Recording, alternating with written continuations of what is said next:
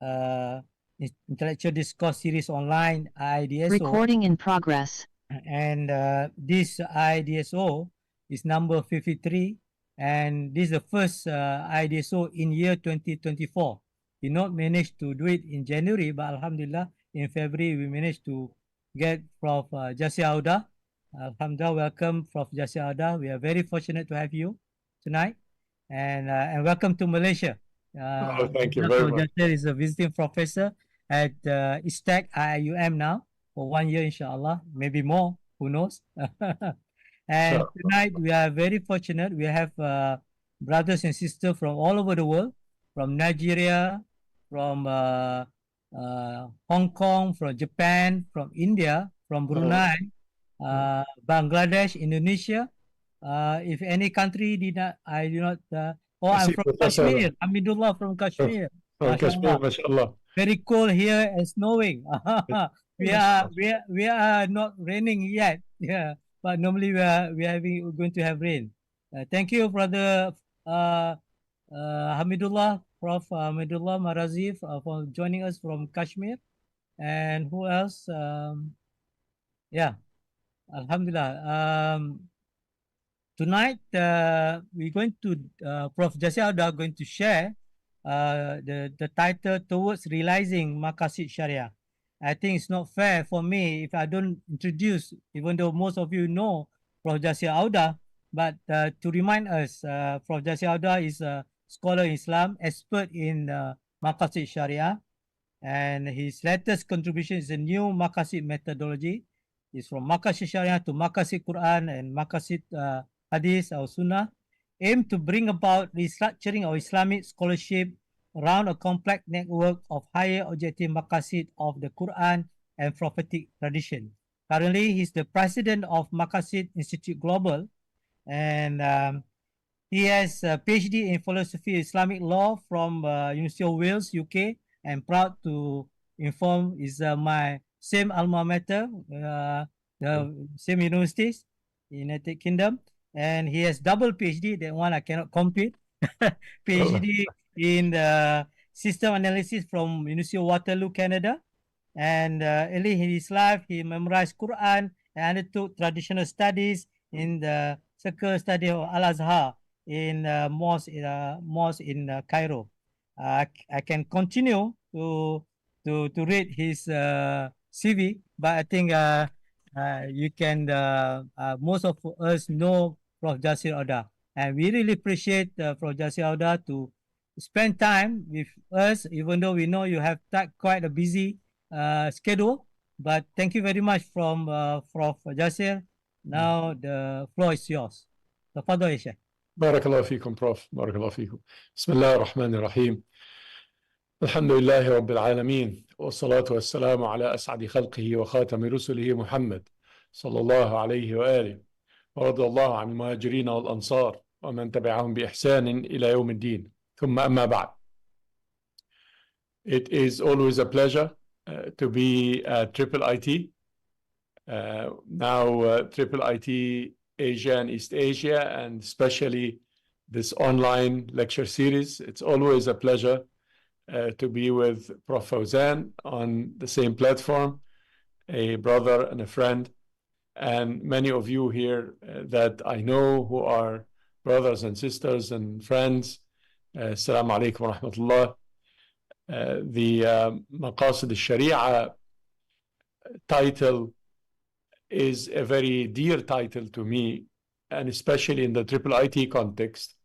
Since now more than 20 years, I tried to publicize the Maqasid Shariah as an approach to Islam, as a tool for fiqh, and eventually as a whole paradigm that I'll try to explain through the publications, especially of IIIT and lecture series and so on.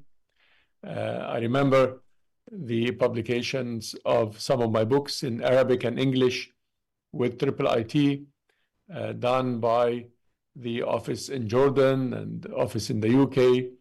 Rahimallah, our Ustad, Dr. Jamal Barzinji, and our Ustad, Dr. Taha Al-Alwani, and their encouragement for this project at that time to be a major part of what IIIT does, etc. These are very dear memories to me. As Prof. Fauzan mentioned, eventually we formed different organizations and worked in different places around the world, but it's the same cause of Islam, of the revival of Islam. I cannot start my lecture without mentioning Palestine, because we are facing a major challenge as an ummah because of not realizing the Maqasid Shariah of the ummah, the Maqasid of jihad as part of the Sharia, the Maqasid of economics or al-iqtisad or al-tamwil or al-mal. The economic side of Islam have higher objectives that as an ummah collectively we are not meeting, even though some of us are trying. The maqasid of the politics of Islam, maqasid al-Siyasa-Shariah, Siyasa-Shariah politics is a chapter in Islam and its jurisprudence even, and we do need to achieve the higher objectives of that. And therefore, in the context of Palestine, when we talk about Maqasid Shariah, to me, it is a talk about jihad in the intellectual sense. Because yes, our brothers and sisters in Palestine are doing jihad in the physical sense. And it is quite complicated. And alhamdulillah, they are victorious in many ways, whether they go to Allah subhanahu wa ta'ala as martyrs, this is a victory, or whether they achieve things, victories on the ground, this is also a victory. But the ultimate victory of this ummah against its enemies is not going to happen without the victory in the intellectual challenge of the ummah, the intellectual war on Islam and its values and its prophet and its book. Without winning the intellectual war, we cannot really win the physical war. Even if we win battles here and there and we are able to fight against aggressors or occupiers in different parts of the ummah, not just in Palestine, but it's not possible for the ummah to stand on its feet and to achieve the higher objectives of the existence of the ummah, to be witnesses over humankind. لِتَكُونُوا شُهَدَاءَ عَلَى النَّاسِ. We are not going to be witnesses over humankind and therefore set the standard of justice, the standards of rights, the standards of beauty, the standards of values and morality. We cannot set the standards and fulfill our objective as an ummah, our maqsid, as shuhada ala nas, as witnesses over humankind, without a lot of homework with ourselves, without a lot of betterment and restructuring and reorientation and the envisioning of our scholarship and our intellectual side, because you cannot really win a war just with means of violence. That's what some enemies of Islam think, but the war on the ground is won by winning the hearts and the minds, by winning the battle of ideas and the battle of beliefs. And it is very important that we work on that. Let us start the work with these humble remarks that I will give in this lecture by analyzing the title a little bit, Maqasid Shariah. Let us start to fight back by redefining Sharia, a definition that is different from the popular definition. Why? Because the popular definition does not meet the maqasid, the objectives of Islam. What is Sharia? Sharia, shar'a yashru'u, Sharia. That means usually translated as legislate. And when we talk about Sharia, we automatically talk about what is called fiqh.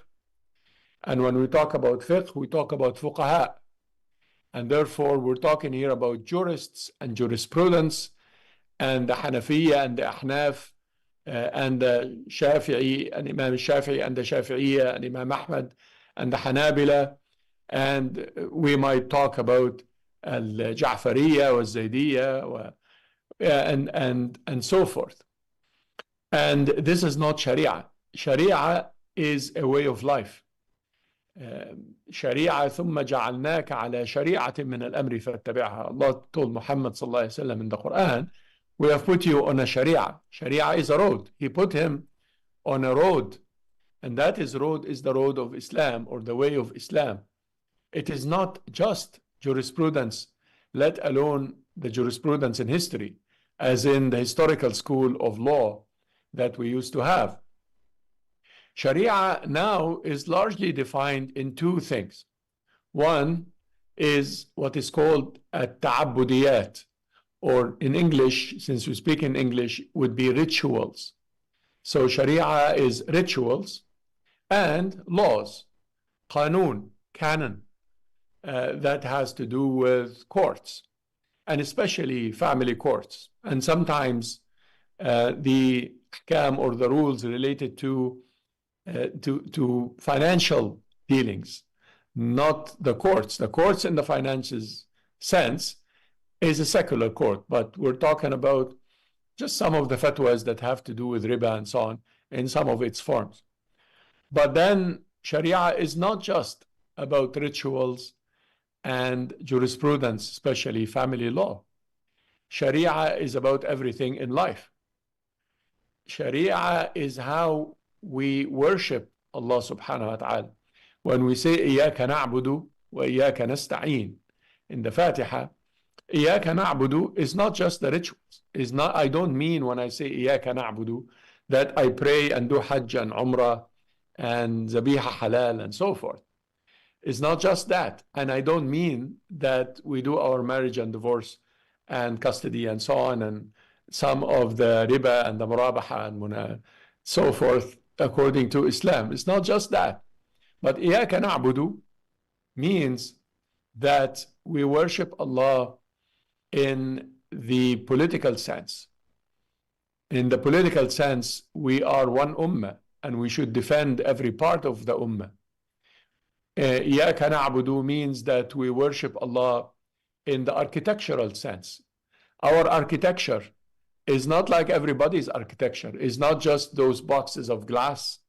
Our architecture as Muslims, we have particular rules for privacy, particular rules for using the earth and dealing with the environment, particular rules of family connection and wider family connections, and so forth. And therefore, part of the Sharia is how we design a building and how we design a city and how and where we put the mosque and how we design, the water network and how we deal with water and how we actually deal with the environment around us, with the trees and the animals. Sharia is also not just the politics and the architecture, it's the economics. And the economics, not the finances. Economics is different from finances. Economics has to do with having a currency that has value, not a currency that is valueless, that is in the Sharia supposed to be called the sak. And the sak, by definition, is not supposed to be sold and bought. It's not supposed to, you're not supposed to have a sak in your pocket that is worth a certain good, and then the next day it is worth half of that good, or 5% of that good, or any of that. Sak has rules that are not equivalent to the rules of the fiat money. And therefore, the Islamic economy is not an economy that is based on central banks, really, or based on the international system as it is today. We'll talk about how, and we'll talk about how to realize and the road towards realizing. But let us at least define Sharia. Sharia doesn't do that in terms of giving people pieces of papers and then taking parts of that amount from the rich, and then the poor pay the price in many forms of policies and many forms of trade and many forms of dealing with the questions of economics. And when we deal with Sharia, we cannot exclude arts. Arts is part of the Sharia. And we're not just talking about that singing is haram and music and these kinds of very small issues and very narrow-minded people that deal with these kinds of questions. Arts is the question of expression.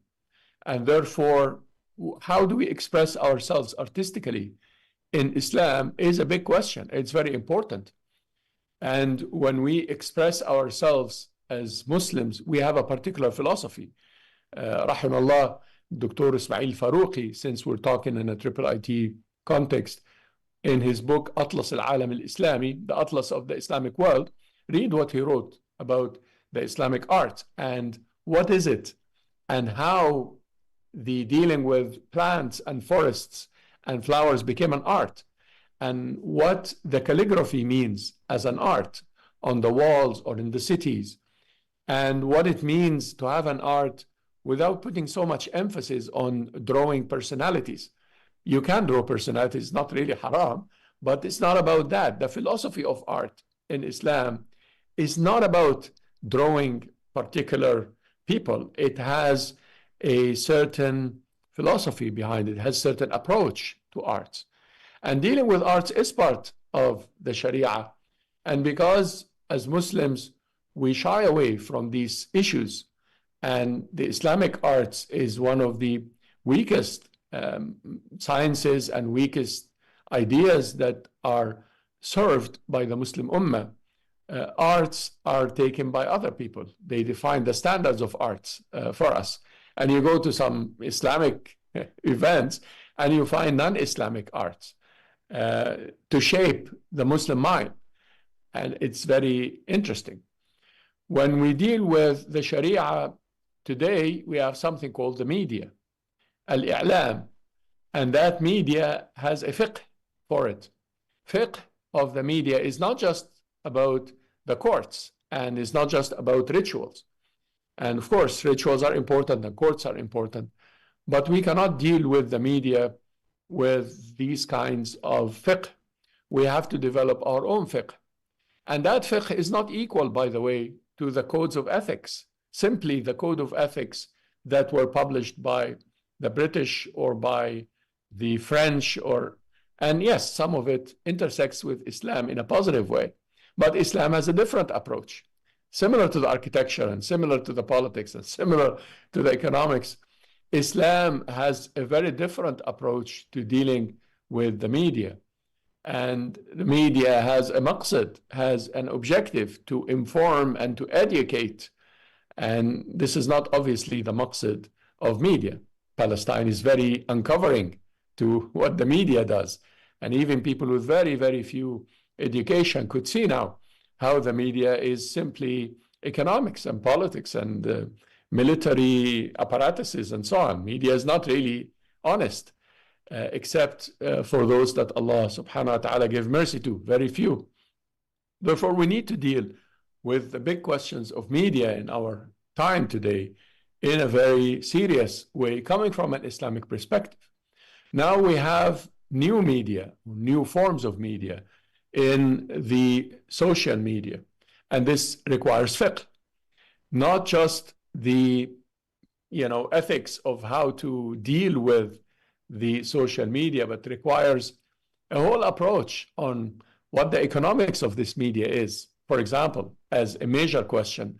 And because of the economics of this media, we as Muslims are parasites on that media. We're trying to put some pictures for the genocide that's happening in Palestine, and they're not reaching where we are supposed to reach.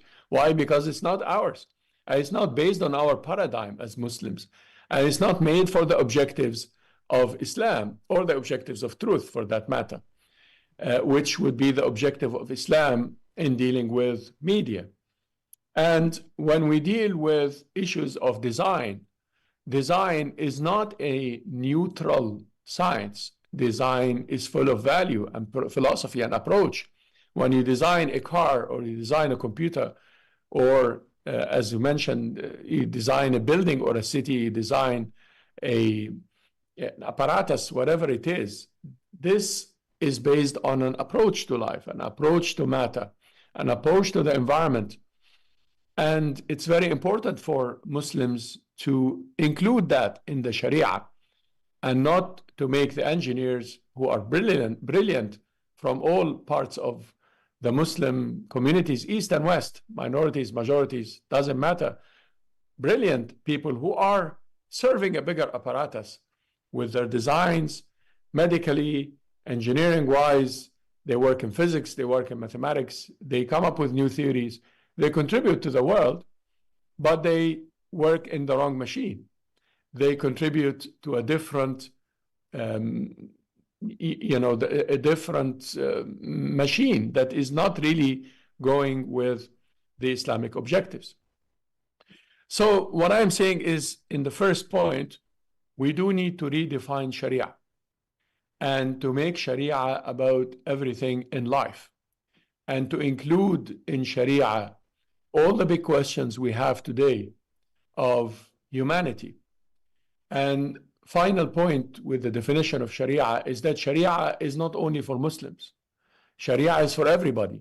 What you apply in a country, particular country, in the law, is a question of politics, is a question of legislation, is a question of what people accept or not accept. Muslims are a majority, a minority, a majority but an economic minority, or a majority but, and so forth. These are different settings, and therefore you need to deal with them. But Sharia is for everybody. And when we talk about new ideas that we need to bring from Islam for architecture or the media or politics or environment, we are actually talking about humanity. If humanity marries as we marry, it is better for humanity. Marriage in Islam is not just for Muslims, it's for everybody. If humanity defines what we call zina or fahisha or illicit relations or illegal relations as we define them, it's better for humanity.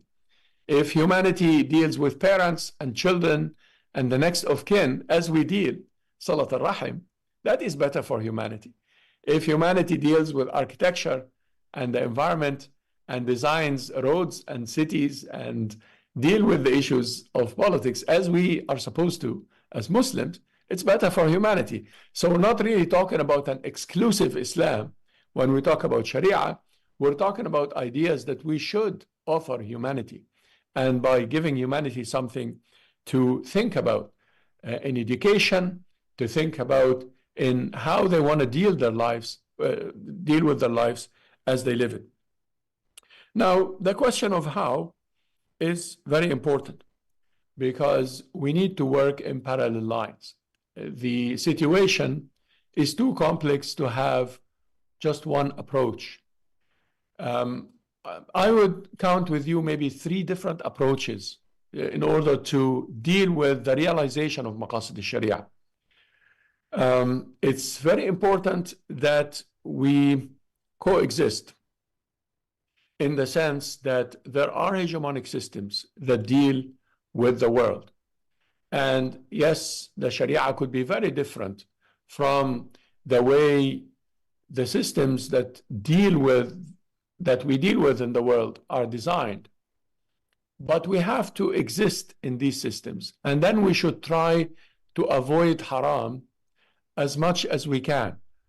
Let me give some examples, perhaps. So an example from the economics part. It is capitalist economics, but we could try to avoid riba at least in the financial transactions, some of them.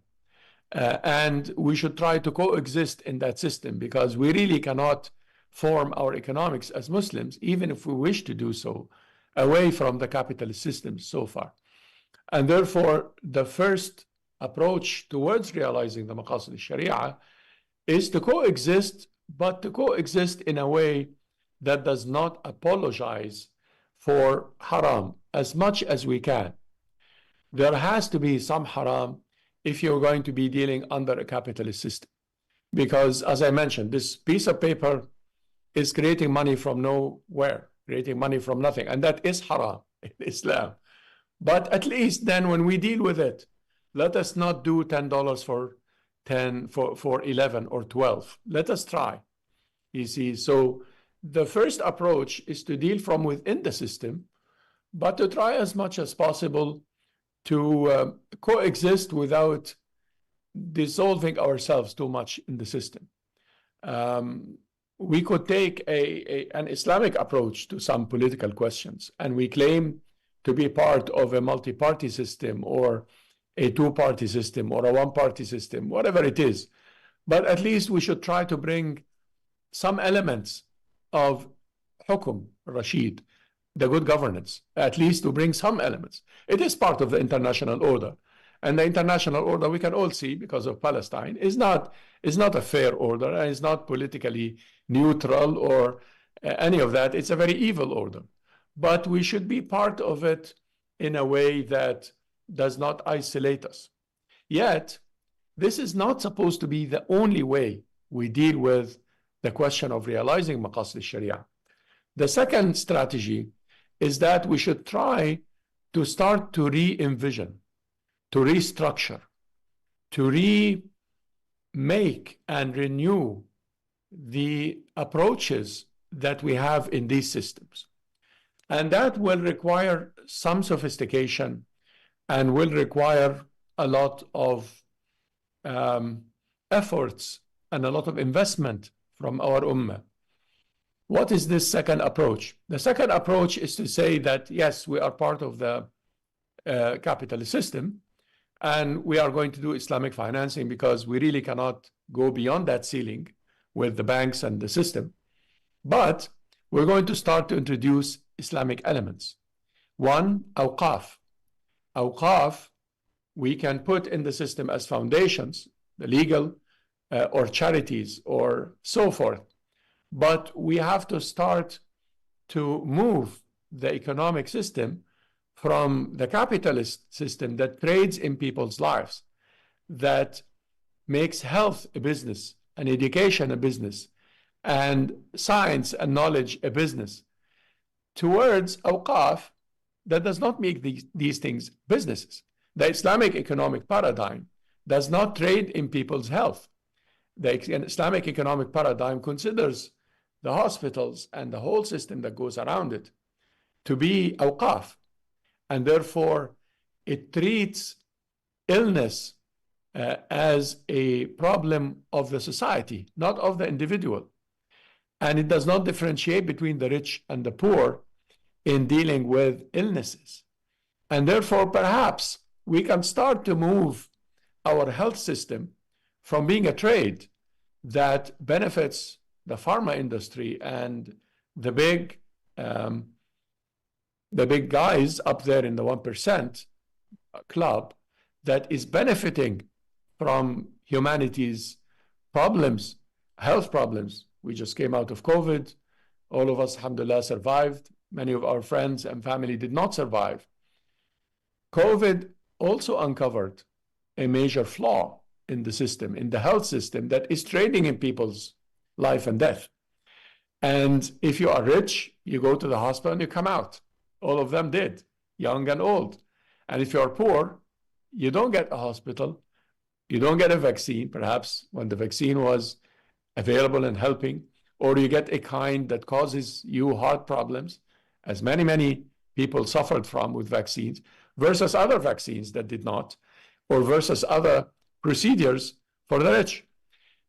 When we start to insert an element like the awqaf in education, and therefore, again, education is not a business in Islam. Education is about knowledge, is about making the human with a particular amount of ilmun nafi', about useful knowledge. Education is not about the markets in Islam. Yet the current educational system is actually serving the market and is only funded because of the market. And therefore, Islamic sciences are suffering because funders are not interested in funding. Alhamdulillah, we have zakah that is a farida, and that is why the Islamic education is still breathing. The Islamic education that is not ideologized by particular interest groups. I'm talking about real Islamic education. Still exists, even though very weak, because the system doesn't allow education except for the service of the markets. And therefore, to realize the maqasid of the Sharia in education is to make people knowledgeable and to make them benefit themselves and benefit their families and benefit the societies, not necessarily by being a nice employee in the corporate world, but rather by being someone who can eat well and drink well and marry well and knows how to deal with nature, someone who is cultured, someone who is intelligent. This is education in Islam. And therefore, education was awqaf in the height of the Islamic civilization. And even if the government wants to make a madrasa or a university, they make a madrasa and then they leave it to the leaders of education.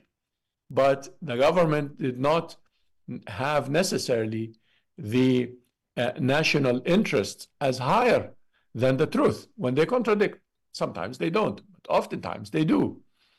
And therefore, we need to restructure. We need to insert elements of Islam in some pivots of the current systems, of the current political, economic, I mentioned architectural, artistic, in the current systems that deal with the environment. We need to start to insert ideas, and we need to start to talk to the wider circle of humanity about these ideas so that we could start to re-envision and restructure.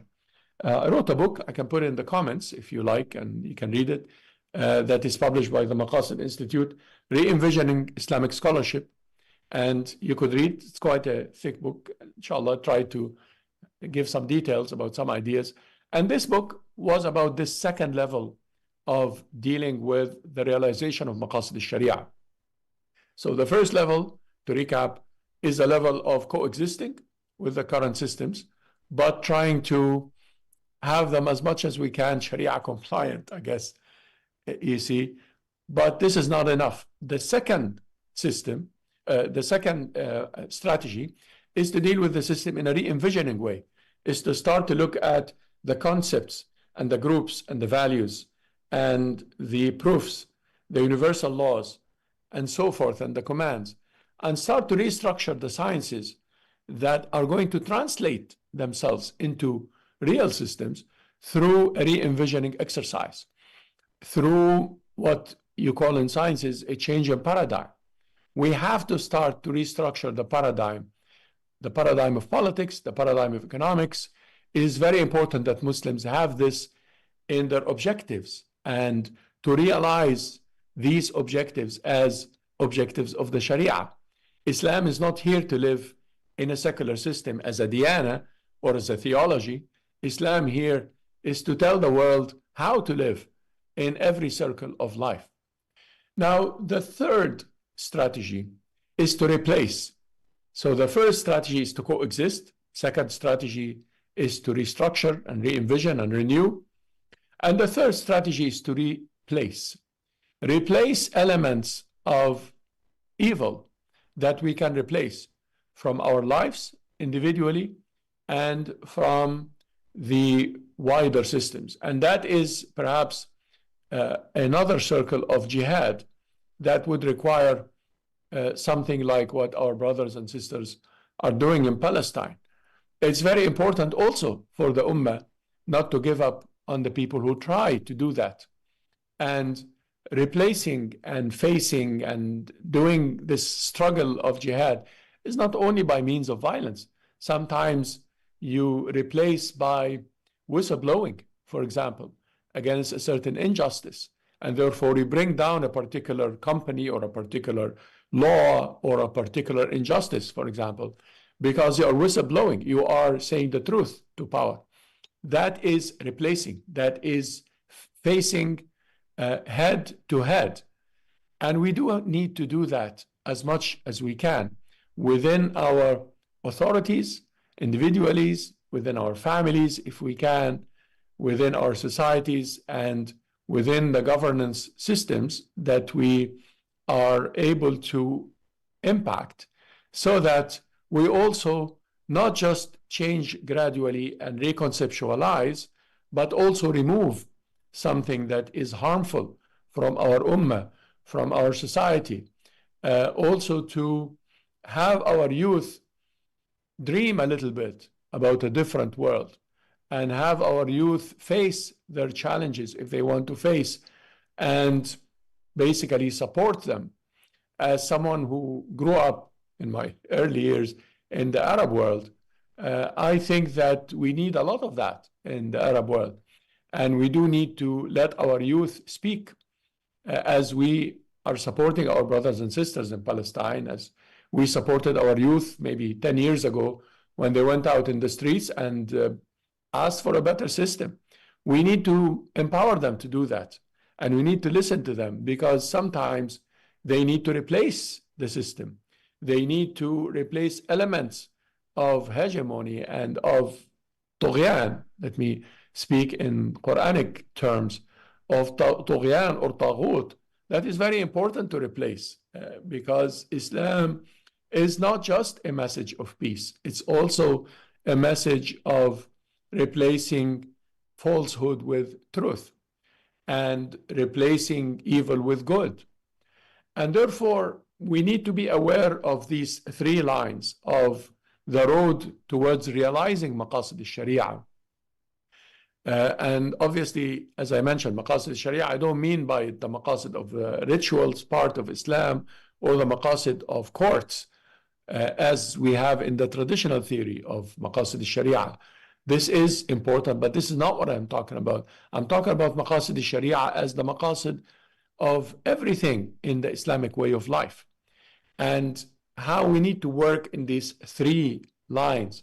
The line that has to do with coexistence and trying to protect ourselves and our children, our communities, from a world around us, or a society, or a polity, or an economy, or any of that that is not Islamic, but we try to exist and find a place for Islam as a voice, and to have this voice as much as we can, avoid the very, very big issues of haram and so forth, so that we live. But coexistence is not the only step. Our second step is to re-envision and reconceptualize, and a different paradigm, a paradigm, for example, in economics, I mentioned, that is not based on trading in people's pains and people's needs, but rather based on a system of al-infaq. وَمِمَّا رَزَقْنَاهُمْ يُنْفِقُونَ. And the economy in Islam is based on the infaq from the rizq. And the rizq of Allah subhanahu wa ta'ala is not limited. And the resources are not limited on earth. This is not an Islamic idea. The resources are plenty, but we are not using them in a way of justice. And therefore, we have people who are now in the trillions, and they don't know what to do with this money, versus people who are hungry, who are now quite a good population of this world. And therefore, it's important to re-envision and to restructure and to bring elements to some pivotal parts of that unfair and un-Islamic system, and try to convince the world that there is a better way. And the third strategy is to face and to try to replace the current evil elements and the current systems that are going too far in their injustices and in their tyranny, and trying to bring a better world, especially through our youth and people who can dream in a wider scope, people who have their lives ahead of them, the generation that we were decades ago, and we left them, frankly, a world that is much more challenging than the world we grew up in, I don't know, 40 or 50 years ago, versus the world that we are leaving them with today. Just wanted to give these remarks in this occasion. I wanted to thank again everyone who attended, and perhaps I want to leave space for discussion since I threw some ideas. I hope that you were not expecting a lecture on the traditional theory of Maqasid Shariah, which I can send you a book as an introductory guide, but this is only for the students of law. If you are interested in Islam in the wider scope, then the Maqasid Shariah are the Maqasid of the Quran, are the Maqasid of Islam in general, are the Maqasid of our existence in the world, not just the theory of الضرورات والحاجيات والتحسينيات وحفظ الدين والنفس والعقل والمال والإرث and الجويني والغزالي. This is not the Maqasid Sharia that we need today. This is Maqasid Sharia for students of law that inshallah perhaps some other lecture we can give. جزاكم الله خير. بارك الله فيكم. السلام عليكم. وعليكم السلام ورحمة الله وبركاته. Jazakallah khair, barakallah fiqh. Now I have a lot of questions in chat, but I prefer our brothers or sisters to unmute and ask directly to Prof. Jasser Auda. I prefer to have this kind of approach first. Then, if no question verbally, then I will read the question in chat. Prof. Jasser, you can read the question in chat while waiting for the I cannot read everything in the chat. I will read for you. Don't worry. Let me know. Yeah, you manage it as you like, Prof. I opened brothers and sisters to ask questions. Anybody, can you just put your hand on the, or just unmute? I think you can unmute. The admin, can you unmute those brothers? Can you raise a question? Anybody just put anybody? Yeah, brother, alhamdulillah from Kashmir. nice to see you all, mashallah. It is snowing here. Mashallah, lecture was very good and comprehensive. Just going through his book, he has shown that book this time also. I could find that his definition of fiqh is very, very vast. It is not like we have traditionally believed, some legal issues only. So, but as has been said by someone else also in the chat, that he is not concentrating on one topic in this way. But I think if we take fiqh in that very vast sense, then there is scope for integration of different subjects. So how we can just define fiqh in that sense, which is totally different from the classical approach to fiqh. So this is my question. Thank you very much. Thank you, Alhamdulillah. We open another one or two questions that we can. Yeah, Prof. Jazakallah khair, Prof. Hamidullah. Well, no, I'm not focusing on one topic or the other according to the definition of disciplines in modern academia. But I am talking about one topic, which is how to realize the maqasid of Islam in our life. You see, it is, if you wish, a transdisciplinary approach. I am not talking particularly, you see, once you speak disciplines, then you are confined to the epistemology of these disciplines, you see. And that is very dangerous to the Islamic perspective, because the epistemologies of disciplines miss the Islamic paradigm. Whatever the discipline is, including the discipline of fiqh that you're talking about. That is why I'm saying there is a difference between Sharia and fiqh. Why? Because I'm just trying to say that fiqh is a discipline, as in jurisprudence, is a discipline, and it has a history, and it has its schools, and we could talk about that discipline, but then we will miss the rest of Islam, because that discipline came from a particular history of politics and courts and so on that made Muslims define law like that. And colonization played a major role in defining fiqh like that. Fiqh in the Quran is not Ahnaf and Shafi'iyya and Mu'tazila. And fiqh in the Quran is knowledge, is deep understanding. فلولا نفر من كل فرقة منهم طائفة ليتفقهوا في الدين. In Surah At-Tawbah, Allah talked about the jihad, and then He said some of them are not going to do the jihad in the fighting sense, but are going to do fiqh. He didn't mean to go do fiqh and study water and zakah and umrah and hajj only. Of course not. He is saying fiqh as in everything, as in Islam as a way of life.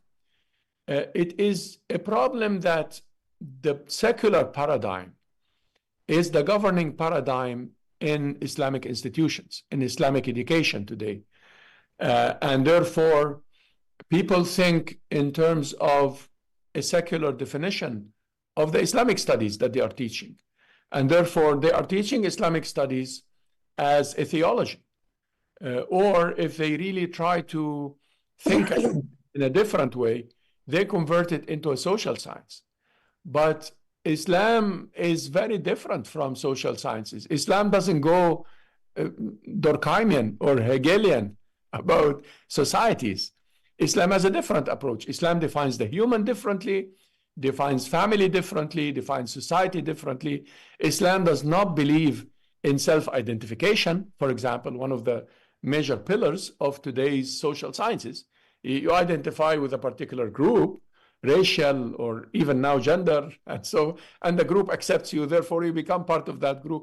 No, Islam doesn't define like that. Islam defines groups from an independent criteria based on the Quran and the Sunnah of Muhammad sallallahu alaihi wasallam, and defines males and females based on independent criteria, not based on a self-claim. So I differentiated in the lecture between Sharia and fiqh in that sense.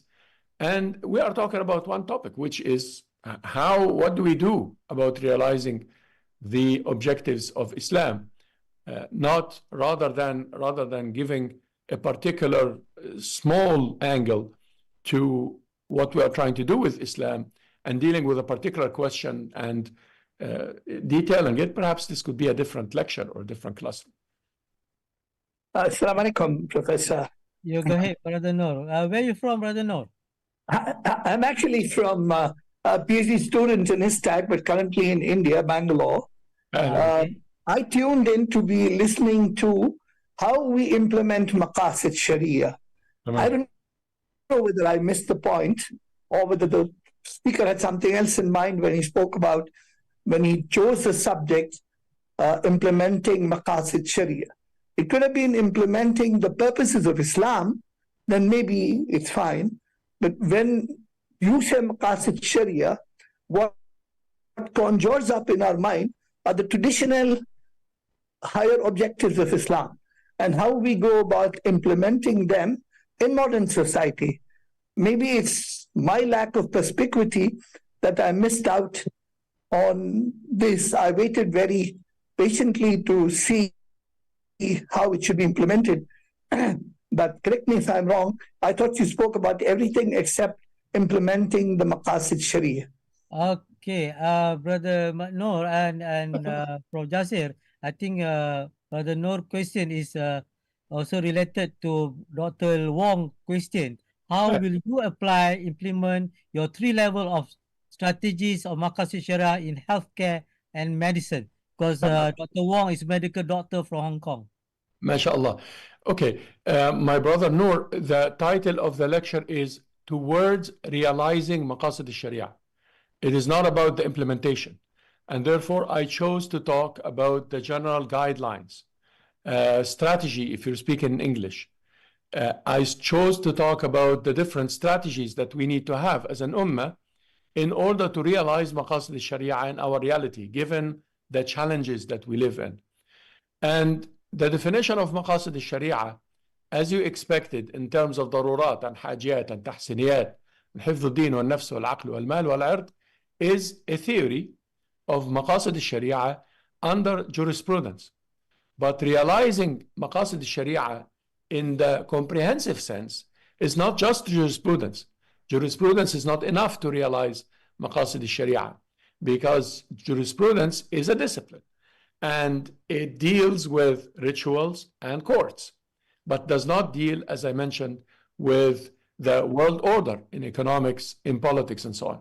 Now, how to implement, I'll try, inshallah. I have a chapter in that humble book. I'll put the book, inshallah, when I have a chance on the chat in PDF for you. Research, education, and organizations. One, research. We need to do research so that we as an ummah could implement. If we're talking about the medical field, you know very well from the medical sciences that you cannot really introduce a new medicine or a new way of healing or dealing with health privately or public health or any of that without research. We need research from the Islamic perspective, so that how do we define what we need to define from the Islamic perspective, and what elements from the current theories of medical sciences that we need to keep. There are many tools that are very useful. Of course, we cannot really deny the major advances that happened in medical sciences in the past, especially few decades, but there are elements that are not Islamic. The economic paradigm is not Islamic, and it requires revisions. The definition of the human, from the psychology of the human to the organs of the human. The psychology in humans are not supposed to be defined in a Freudian way, or in a cognitive sciences way, or in many of the Maslowian way. I mean, there are many schools under psychology. And therefore, before we approach the sciences of psychology, we need to critique these theories. And a Muslim psychologist cannot really be Freudian in their approaches, and cannot take an approach from a theory that have fundamental issues with Islam.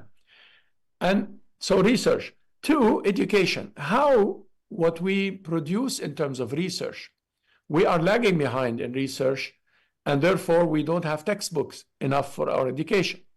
Our ustads who built since I'm in Malaysia, the IIUM, the International Islamic University in Malaysia, they were very busy with the idea of textbooks. Why? Because they had an idea at that time, Islamization of knowledge, but they couldn't have textbooks that takes students from point A to point B. And therefore, if we want to realize towards realization the maqasid, we need for the maqasid literature to be more critical and more comprehensive. Most of the maqasid literature are really about the hila of Islamic finances, about 80% of them. We did that research in the Maqasid Institute. About 80% of people who read and write about Maqasid Shariah write for the tools of the Islamic finances.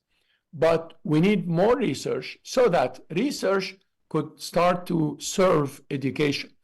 And what we produce from our research ideas could start to form textbooks that we insert in our schools, high schools, primary and so forth, secondary, and therefore to do graduate studies.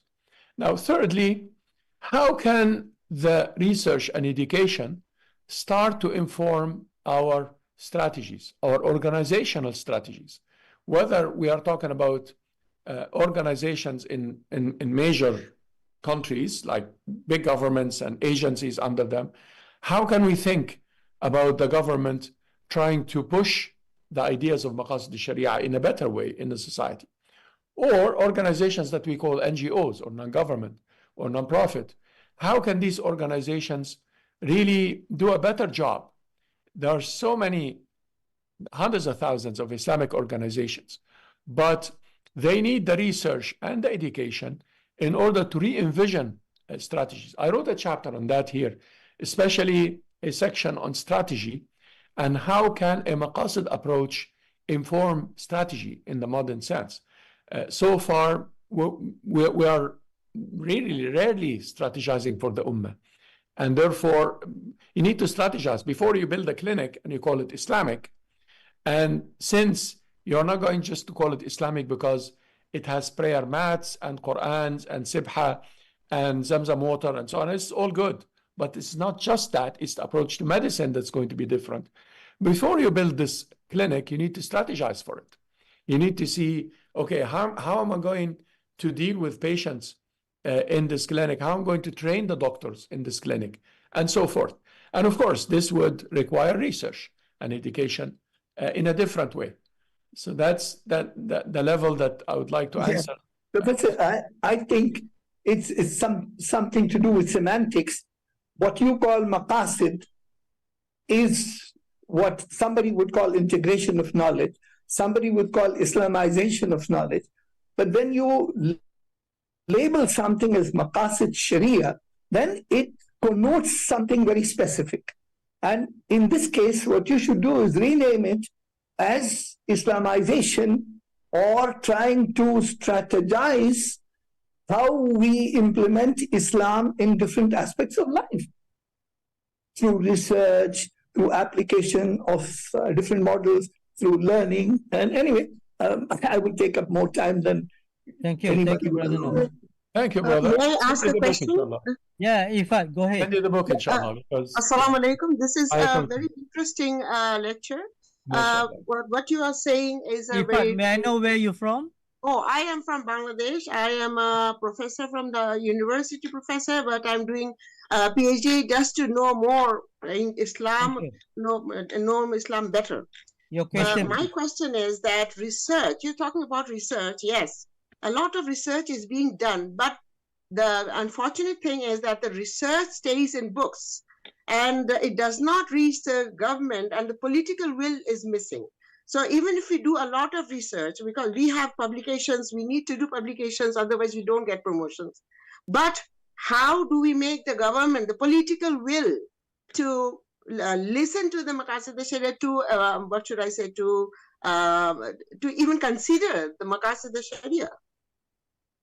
Jazakallah khair, Dr. Ifat. I agree with you that there is a gap between the research that we produce in universities and what a government does, or how the reality changes on the ground. And that is why we need to work in education in a wider sense than academia, because academia has its particular objectives and we might not be able to change societies. Academia doesn't change societies. Academia keeps the status quo. And I'm a professor too, and we're all, like many of us are, but we teach within a certain framework. What we need to do is to realize that the ummah has to change from the bottom up rather from the top down. And if there is enough people who embrace Islam in a particular way, the political scene will change if you're talking about governments, because governments are a reflection of what people are, majorities or minorities. I live in Canada, I'm Canadian. The Canadian government is going to change when Muslims change their stance on something. And it did happen in the past decades. And that is different from when Muslims are a majority. Of course, when the majority changes and embraces a certain aspect of Islam in a particular way, then we start to change the political system. Oftentimes, Islamic movements are too obsessed with the idea of changing governments, even though the ummah is supposed to be their target. And the change that the ummah asks to do is more important than changing faces in the government. And therefore, most of our funding in the Islamic work is going for political ends, even in the West as well. I can speak about that. And it's very important to reprioritize our objectives so that if we impact the wider level of Muslims and the Muslims who want to learn about Islam, rather than basically trying to make the government better. I hope that this... Thank you. I'll leave my email for further discussion. Thank you very much. And people appreciate your book shared just now. And yeah, and I think the brother Noordin from Indonesia want to ask question. Go ahead, brother Noordin. Yes, can you hear me, Prof? Yes. Yes, yeah, Alhamdulillah. Assalamualaikum, Prof. Jasser, Auda. Nice to see you. I think your idea, your interpretation of Maqasid Shariah, I think as a Shariah as a way of life, I think is very parallel with the definition of system philosophy. If I'm not mistaken, Whitehead says that system means a coherent, logical, necessary unity of general ideas in terms of which every element of our experience can be interpreted. So I think what you mean as a Sharia here is about a system, Sharia as a system of life. So I want a clarification. Do you mean that Maqasid Shariah here is about constructing a system philosophy that especially about general metaphysics or basic system. It consists of doctrine, rule, principle that determine all the other part of system. So you're talking about transcending the discipline. So I think you are talking about general metaphysics or basic system. This is the foundation to reconstruct other subsystem or discipline. I want to know about your ideas first. And my second question, my second question is, I read the book by Recep Sentur from Turkey. He says that the fiqh actually Islamic version of social science. So according to Sentur, every civilization has own social science, and he defined that fiqh is a name of social science in Islamic civilization. Do you agree with this interpretation, Prof? Thank you. Thank you, Brother Noordin. تفضل Brother Jasser. بارك الله فيكم. يا أخي, I wrote something on systems philosophy. I have a degree on systems, as my brother Prof. Fauzan mentioned. I wrote something about that, the book I wrote about 20 years ago, that's called Maqasid Shariah as Philosophy of Islamic Law Systems Approach.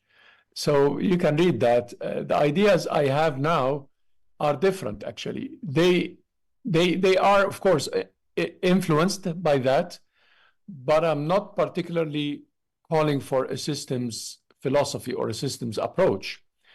I found that the systems approach is very useful for, at that time I wrote about usul al-fiqh, for restructuring some of the elements of usul al-fiqh theories. In that book, I can also put in the chat, I compared 9 schools of fiqh, and I tried to say that elements of coherence and purposefulness and multidimensionality and so on that I brought from my systems background could help with the usuli thinking. Something similar to perhaps what Imam al-Ghazali rahimahullah did with the Greek philosophy. You see, he became a Greek philosopher, and then he started to talk about al-qiyas wa ta'lil in a very Aristotelian way. I think that what we need is not systems philosophy. What we need is to go back to the Quran and look for what I called in the recent writings al-qawa'id al-hakimah. We go back to the Quran and look for the governing principles that fit the dealing with phenomena today. In this book of mine, and for those who want to see the difference between it and other projects like the Wasatiyah project, Islamization project, they could read that.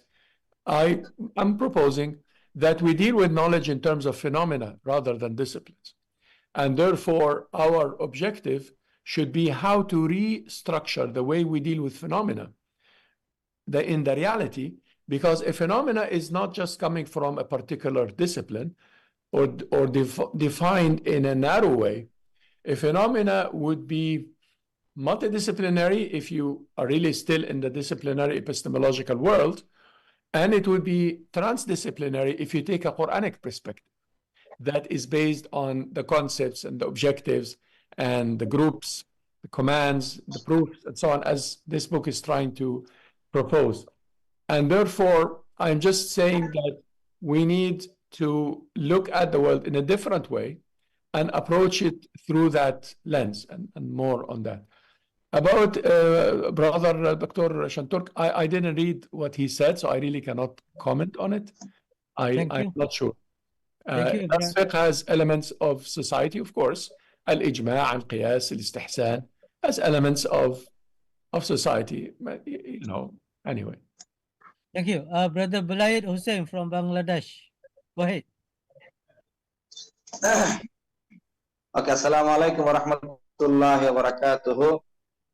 Dear Prof, how are you? Alhamdulillah. Hopefully you are very fine. Prof, Alhamdulillah. Since long time I am watching your lecture on Maqasid Shariah. I have been reading your books written on Maqasid Shariah. Alhamdulillah. I have understood so many things from your ideas. So, Prof, my question is to you: how can we popularize Maqasid Shariah notion to the experts and scholars of other disciplines like medical, economics, political science, etc. How can we make it popularized to them? جزاك الله خير أخي بارك الله فيك. Well, I think it's important to identify problems in dealing with the current paradigms. In the Maqasid Institute, for example, we have a research group that deals with psychology from the Islamic perspective. This group started by identifying the problems with the current theories of psychology that are not Islamic. And therefore, based on this identification of problems of the current paradigm, you could start to ask these brothers and sisters to research and to develop fiqh and to tell them that you're not going to give fatwa in talaq and zawaj and nikah and hajj and umrah, but you're going to give fatwa in psychology, you see, in issues of health and sicknesses. But you need to define them in a particular way. So we have a group that works on architecture from an Islamic point of view.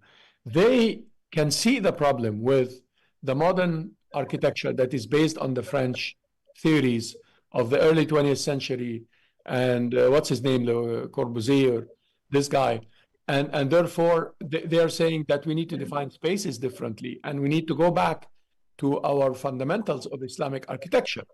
So basically a group of specialists, but who are not really extreme about their specialization, who are open-minded and multidisciplinary, perhaps, as a step towards the phenomena-based approach. When you promote that, people who care about Islam from different disciplines are so many. There are so many professionals who care about Islam, and they think that what they are doing contradicts with Islam one way or the other. And these are the people that I think you need to approach and to try to call to take an Islamic approach. Allah. Thank you, brother Prof. Jasser. Any more question? They have Assalamualaikum. Yes, go ahead. Hajjah Nur Hashimah, you're from Malaysia. Assalamualaikum warahmatullah, Prof. I'm Nur Hashimah from Malaysia. And Professor is very glad, very enlightening, Prof. Jasser, because from your explanations about this realizing the Maqasid Shariah is really enlightening. And thank you for that. But Prof, I do agree when you explained to one of our participants that from Indonesia, our brothers just now, that mentions about, we understand also that, you know, when you explain to brothers from Indonesia that the implementations or in process of realizing this Maqasid, we understand that Maqasid Shariah is a multidisciplinary per your explanations. And also I can bring some of my reading from the Al-Asfahani, which is to emphasize that the developments of the improvements of the earth, actually for the betterment, have to be the responsible for a man toward the creator. So this is what I understand when you explain to to our brothers in Indonesia just now. So what can I understand that during the process of doing the policy making, because I'm one of the policy analysts, I'm a postgraduate in a policy for innovations policy. So I can see the gap here when we see that our Millennial Development Goal or MDG is not really have the what we call the lias or any attachments with Maqasid Shariah. So where we see the human development have out of this Maqasid Shariah or don't have any approach toward the Islamic Maqasid, this is so many gaps, especially in economy, because we understand the process of maslahah, dururiyah, hajijiyah inside the Maqasid Shariah by our previous scholars like Al-Jawaini and continue with Al-Ghazali for the legal perspective. So we don't see this in Millennial Development Goal to bring into the human development policy. In fact, our late Prime Minister, which is Dato Sri Ismail Sabri, you know, during the meeting with us, he have emphasized about how to devoid for the tribe, ethnic, religious sentiments in terms of the Malaysia perspective. So he really at that particular time that our late Prime Minister is really want to bring this Maqasid Shariah into the policy development. But still don't have any space for it, because the process of realizing it is not have what we call it, the merger between the scholars, the governments, and also the policymaker. So may I get also your brief about it, about this issue, so that we as a policy people can, do more in terms of this. Yeah, thank you, Hajah. Where are you from? From which university, Hajah? I'm from UTM. Currently, I'm doing my PhD for predictive. Okay, so, thank you. Yeah, welcome. Thank you. And it's our former Prime Minister, Ismail Sabri. Okay, go ahead, Prof. Jasser. Of course, yeah. Wallahi, your topic is a very important topic, a very interesting topic, my sister. You need to, I think you took the first step already, which is to critique the current systems in terms of Maqasid Shariah in the wider sense. You said you work in innovation. It's very important to decouple innovation from intellectual property in the current system. And I think that is one of the pivots that we need to target so that we restructure how we think about innovation. Because the way innovation is coupled with intellectual property is crippling innovation from the Islamic perspective. Intellectual property is a very tough system to decouple anything from, and it's a very hegemonic system. This is not a small apparatus or a law here or there, as you know, since you are a policy person and has to do with innovation. And therefore, it is necessary that you really try to think critically about the bigger system, about the goals and so on.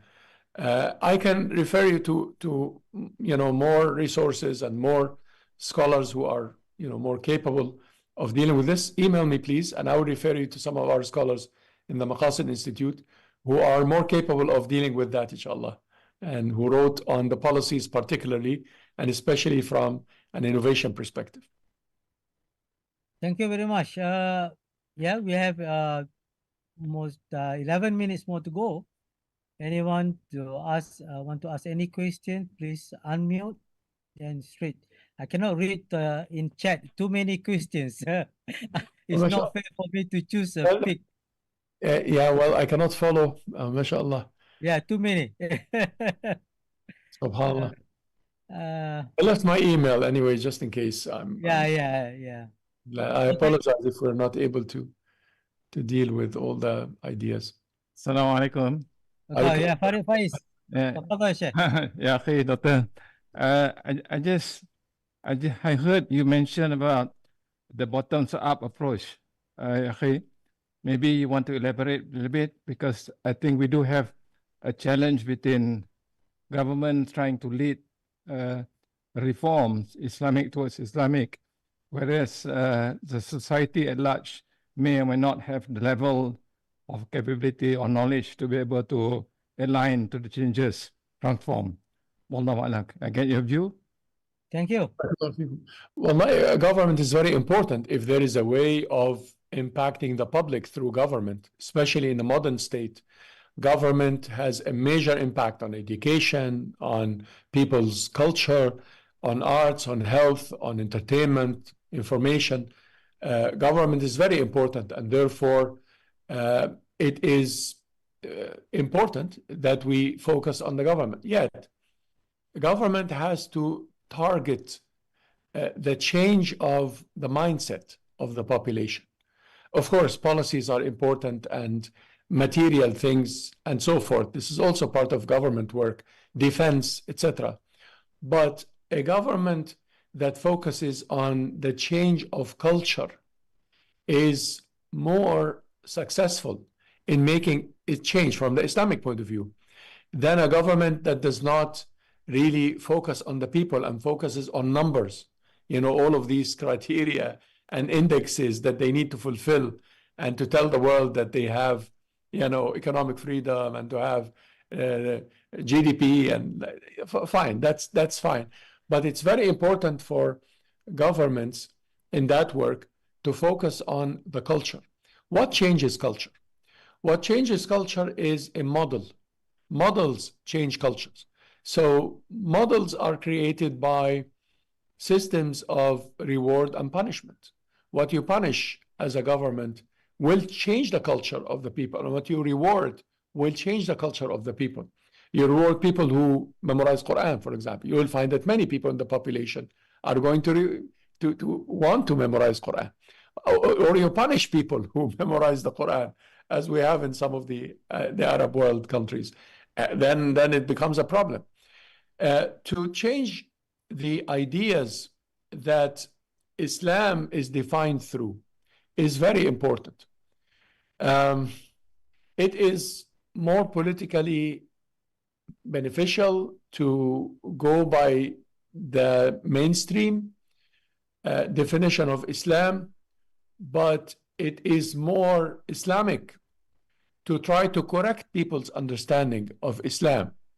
Colonization damaged a lot of our perception of Islam.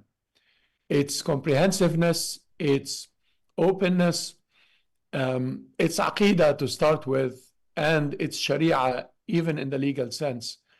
And it's very important for governments to be aware of the damage that colonization did, and then eventually globalization did to the basic definitions of Islam, and to try to bring those back through education, through media and communication, and so forth. So that is part of what the government could do in order to change from the bottom up, because al-Ummah is the default of our change. The Ummah, the Islamic civilization is civilization of an Ummah, not of a government. You know, we had corrupt governments from the second half of the 1st century Hijri, from back in the Arab world with the Umayyads and so on, the Abbasids. And we have sometimes good governance and sometimes bad governance. But the Ummah was going up. Why? Because the Ummah is the Islamic civilization. The Islamic civilization is not just about the politics of the government. When we study history, unfortunately, we focus too much on governments and the wars and what they did. And we don't study, if you wish, the civilizational history of our Ummah. It is part of what we need to do in order to effect the bottom-up change, is to change our way we deal with the Islamic history and to teach about our history from the Sunnah of Muhammad ﷺ all the way until today, not through the battles and the changes of governments and the different dynasties. And this is important, but should be one chapter of our history. The rest of our history is our history of science, our history of trade, our history of social institutions, our history of the races that merged into Islam and made Islam a very unique civilization. That is important in order to change from the bottom up. Otherwise, if we continue to speak to Muslims as if they are 5-year-old or 6-year-old people and simplify Islam and simplify the discourse, they could have PhDs in, I don't know, physics or economics. But then when they talk about Islam, they talk like children and they are addressed like children. We need to sophisticate our approach to Islam and make people trained to deal with Islam in a bit more sophisticated way, because otherwise it's not possible to build the Ummah again. The Ummah has to be educated and has to be sophisticated, and they have to know that things are not black and white, and they have to be mature. Our populations as Muslims are far from that because of a long history of colonization and damage and so on. And we do need to address this problem. I hope that these are just ideas. That's the question. Thank you very much, Prof. Jasser. And if you want to ask more questions, you have email here, Jauda, Jauda at Maqasid.org. Jauda at Maqasid.org. So we have like 4 or 5 minutes to go. Sure. If anyone still have more questions, please, we are welcome to ask any question. Prof. Swami, you want to ask any question? You are a lawyer. Be with us on the video. Can you ask? You want to ask any question? Go ahead. Amir? No, okay. Perhaps I could do some final remarks, inshallah. Yes, yes. Barakallahu feekum. Well, Jazakumullah khair, everybody. I just meant from this lecture to basically offer some ideas on towards realizing Maqasid Shariah. How can we move towards doing that? And I started by perhaps defining Sharia in a Quranic way so that it's a way of life and a comprehensive approach to life rather than just the issues of the canon or the law in terms of criminal punishment and family law and so on, and the issues of ta'budiyat and rituals, but rather to take a wider scope. And I also tried to probe the question of strategy rather than the question of implementation. So strategy in terms of how can we strategize for our ummah in terms of coexisting with the current systems, and secondly, trying to re-envision the current systems in a particular way. And I put a whole book for you in the chat if you want to read about ideas on that. And thirdly, how to face and perhaps change some of the evil we have in the world by simply facing it. And these three parallel lines, inshallah, would be useful for people who would like to strategize for the ummah. You could be working in one of these boxes, or you could be serving a particular cause or a particular organization, official, non-official, governmental, non-governmental. You could be a part of what the ummah is trying to do in terms of changing this world to the better world. But I think it's important that we look at the Sharia in a broad way, and we try to look at the questions in a broad way. I hope, inshallah, that the discussion continues, and we perhaps finish by making a dua for our brothers and sisters in Palestine, for our brothers and sisters to be victorious, and for Allah subhanahu wa ta'ala to accept their martyrs in His care, subhanahu wa ta'ala, alive, and to heal the wounds of the wounded, and to strengthen the weak, and to feed the hungry. We ask Allah subhanahu wa ta'ala to forgive us for any shortcoming of something that perhaps we could have done that we did not do, or something that we could have said or acted upon that we did not. We ask Allah subhanahu wa ta'ala to guide our ummah to a unity that defends the weak and the oppressed, whether from Muslims or non-Muslims. We ask Allah subhanahu wa ta'ala to guide our leaders to a more guided approach to our problems and a more Islamic way of dealing with the current systems in the world. We ask Allah subhanahu wa ta'ala for the education of our ummah to be at a wider and a higher level, and for us to acquire a lot of fiqh and a lot of hikmah and a lot of ilm that would allow us to deal with the current challenges and the current ibtila'at, the trials of this life. We ask Allah to forgive us in this world and to give us mercy in the next. وجزاكم الله خير. بسم الله الرحمن الرحيم. والعصر إن الإنسان لفي خسر إلا الذين آمنوا وعملوا الصالحات وتواصوا بالحق وتواصوا بالصبر. سبحان ربك رب العزة عما يصفون وسلام على المرسلين والحمد لله رب العالمين. جزاكم الله خير. Barakallah fiqh, Jazakumullah khair, Prof. Jasser Auda. I know this is not going to be last one. The talk, we will continue, and a lot of other books and discussion. Of course, it's not enough for 1 hour and a half to discuss and sharing our opinion and intellectual discourse. Thank you so much. And thank you also for the dua.